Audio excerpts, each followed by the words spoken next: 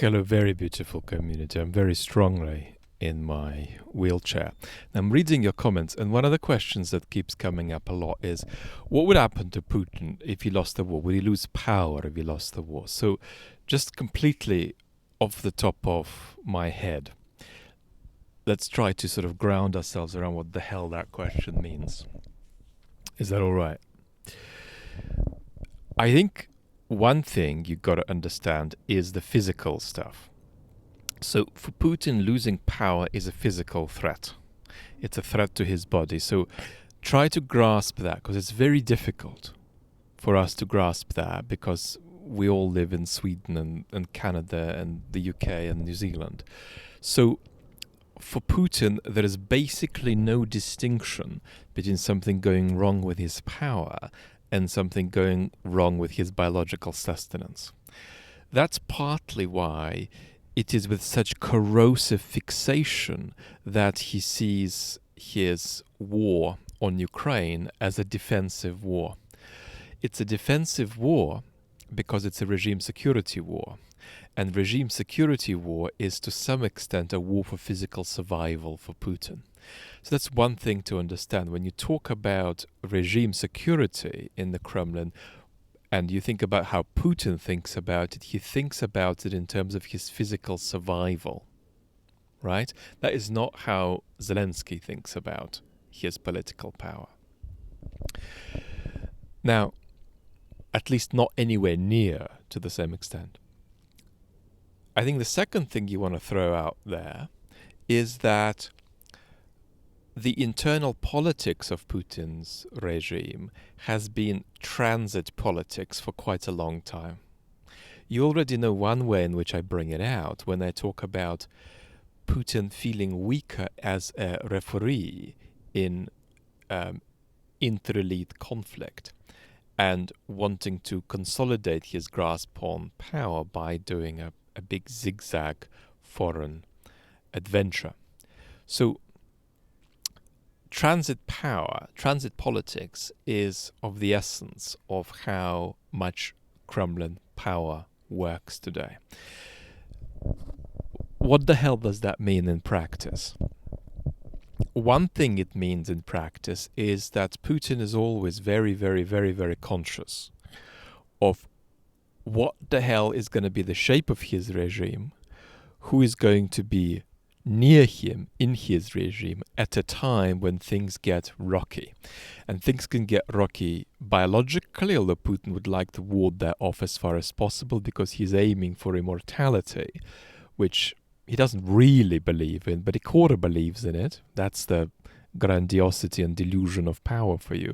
He quarter believes in that, and 3/4 just believes that he can disproportionately surprise the world by functioning for a very long time into his 90s.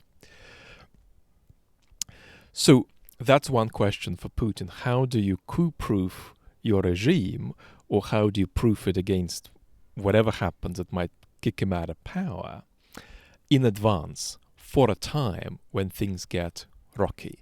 That's one element of transit politics. The other element of transit politics is that everybody is enormously conscious in Putin's regime that A, there is no infrastructure for a post-Putin transit. I mean, there is none. And B, that when it comes to a transit of power being imminent, and not just something you're building up toward over the course of a couple of decades, by that time Putin will be too weak, likely, to secure the transition. So Putin's powers to choose what happens after him will be diminished.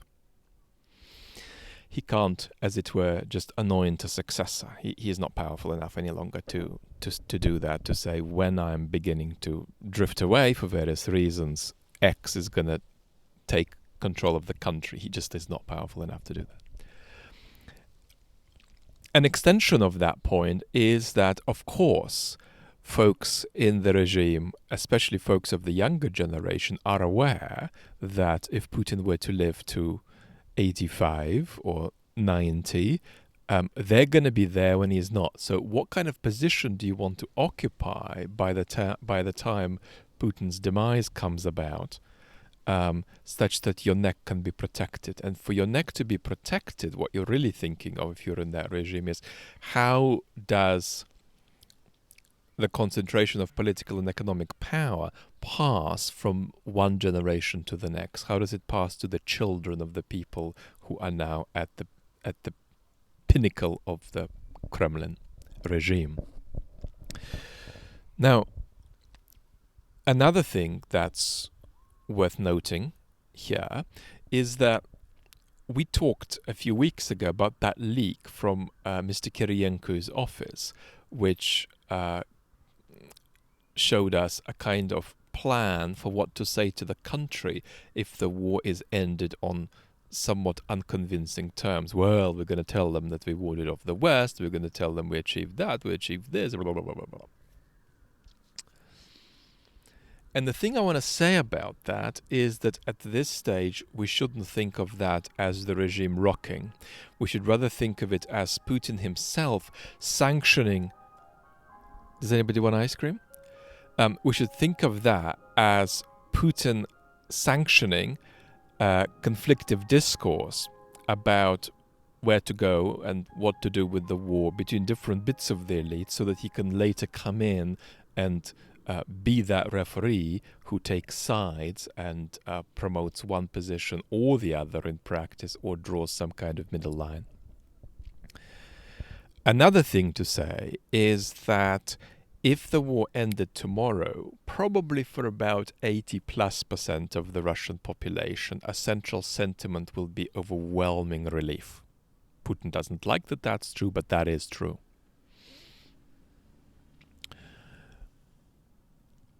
Then I think the next thing to say is that, and this is very much an interpretation and not an assertion of facts, because this is about what's in Putin's head.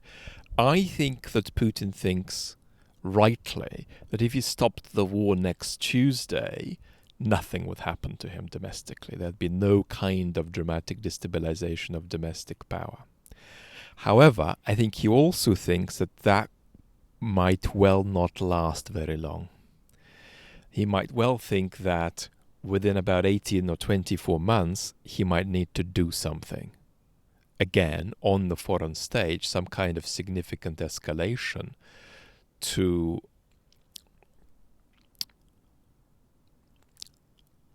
consolidate the regime in much the same way that he thought his 3-day or 2-week invasion of Ukraine would consolidate the regime. So Putin's view, and he's not necessarily wrong about this actually, would be that there'll be a kind of growth in overt conflict within the elites, a kind of greater potential for politicization among the population that will gather pace over the course of 18 or 24 months after he stops the wars. He's going to need to do something. That might mean starting the war again in Ukraine. That might mean some kind of escalation against the Baltics with the low threshold challenge of Article 5. So that's how I understand Putin's understanding of this. If I stop the war tomorrow, I'm all right, but it doesn't necessarily mean I'm going to be all right 2 years later. It means that I'm entering a dynamic with a very unfavorable and destabilizing trend, and that the only way to fix that might well be to actually do something about it, and that might be some kind of action on the foreign stage. Could he do something domestically about this that does not require him a foreign escalation? That's a very interesting conversation. I think it's a big conversation for another time. I would be skeptical that that would be sufficient. In other words, I think that Putin himself is probably right, that there is a kind of a basic causal relation between regime stability and foreign escalation, to which he's going to have to be faithful if he stops the war by starting something else within a certain period of time. So these are some of my thoughts on this question of what happens to Putin if he stops. There was, of course, a lot more to say. Lots of love. Talk soon.